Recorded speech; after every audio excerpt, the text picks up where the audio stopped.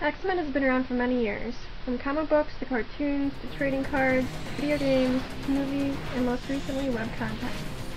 This brand has worked its way into our hearts in several different media forms in order to become a transmedia storytelling masterpiece. In 1963, the X-Men comic book series became a huge corporate franchise that created many grassroots fan groups. These groups make up their own storylines about their favorite characters and even create fan art.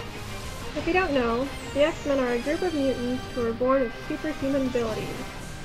Ordinary humans feared them, and scientists believed that they were the next step in human evolution and viewed them as a threat to human civilization.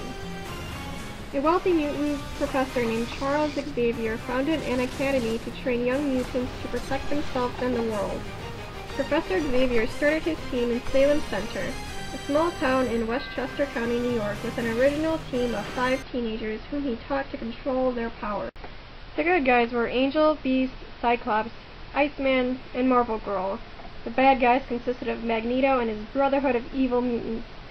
Those were Mastermind, Quicksilver, Scarlet Witch, and the Toad. A few of these characters continued their way through the transmedia adventure and appeared in the cartoon version of X-Men. X-Men successfully made the jump to the television screen in 1992, airing on the Fox Kids network. Spanning 8 seasons, the X-Men were the longest-running Marvel Comics-based show ever produced.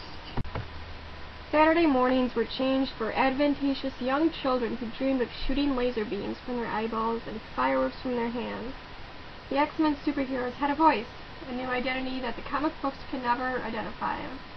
The cartoon received acclaim from critics and fans alike. Die-hard X-Men fans were greeted with truthful adaptations of the comic books. Some of the most highly revered X-Men comics were translated into the television series, including the Dark Phoenix Saga.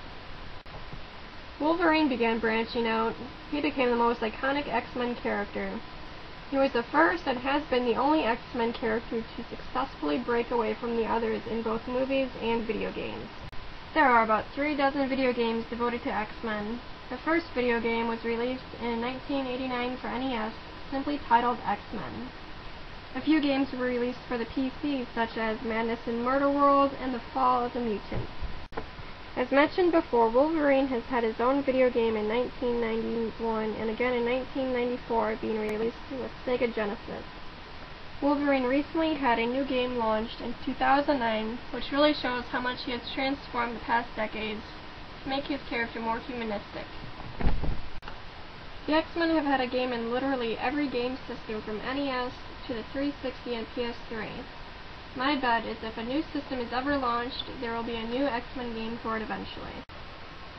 With each video game, there is an entry for new viewers to become involved in the franchise and to especially feel a part of the X-Men team.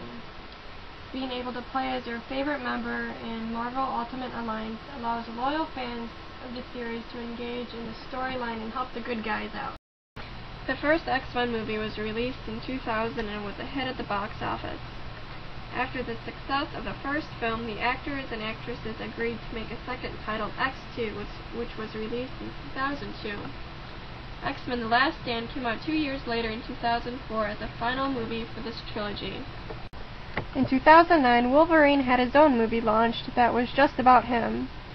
Around the same time, a video game was released that went along with the storylines so that fans could experience 2 different types of media revolving around their favorite character. There are rumors of a movie being released about Magneto and the X-Men First Class, which will be about young Cyclops, Jean, Beast, Storm, and the others who were in Xavier's school. It seems like X-Men won't be leaving the media scene anytime soon.